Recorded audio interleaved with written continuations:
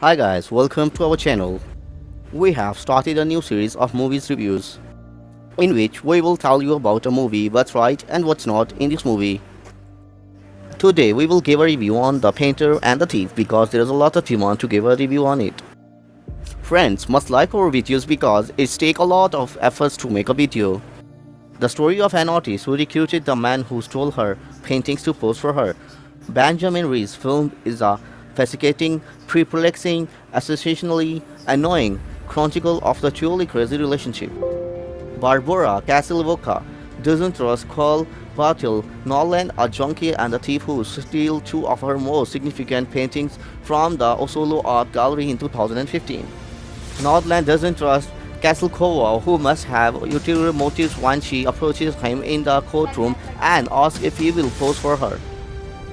And viewers probably shouldn't trust Benjamin Ree, whose film about Castlecoa and Nordland, The Painter and the Thief, is filled with friends and withheld information and suspiciously intimate access to its subjects.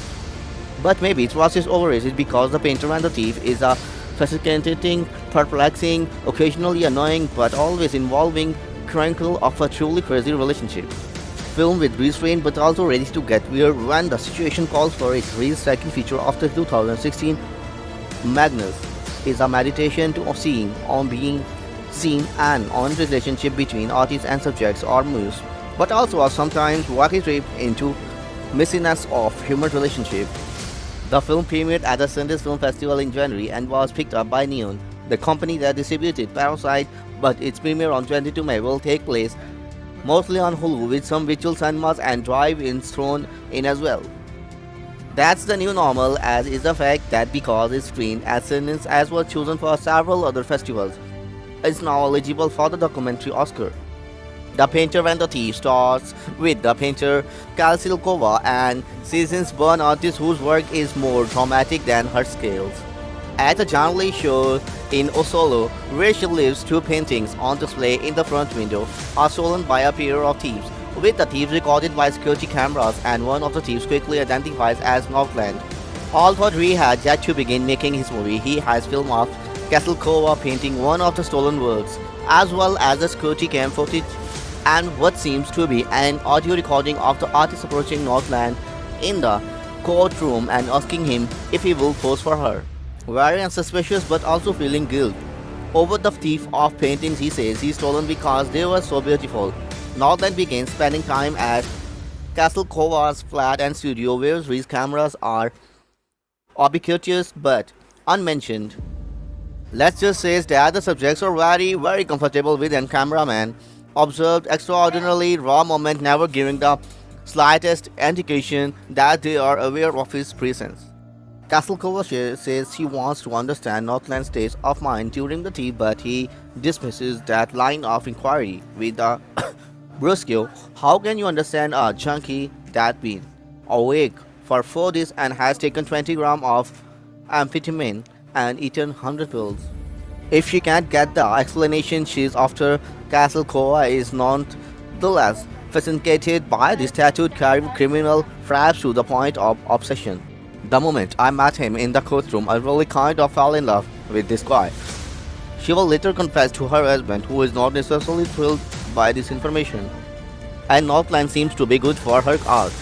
The first painting she does of him is a powerful work that reduces him to tears with two sobs as the confers the evidence that something actually sees and wants to understand him. Of course, that goes both ways. "She sees me very well," Northland tells the camera, "but she is forgot that I can see her too." The painter and the thief embarrass each other in many ways, but they also circle each other warily, hypersensitive to ulterior motives. As the story goes on, Ree jumbles the chronology and doles out critical information sparingly. The film, which starts out austere and beautiful, grows increasingly unruly and messy, as does the story and of course as do human emotions. At one point, Northland heads for rehab with his girlfriend, only to stop to buy heroin on the way. The camera is filming all of this thought somebody puts a hand over the lens. When the deal goes down, his girlfriend throws him out. He never gets through rehab but goes to Castlecoa, plays instead, and eventually ends up in the hospital after a car accident. and facing jail time as his body is held together with 3 long screws throughout his broken hips. But the hip injuries aren't what's fascinating Castlecoa, who becomes fixated on the wound on his hand, which she likened to Chris' stigmata.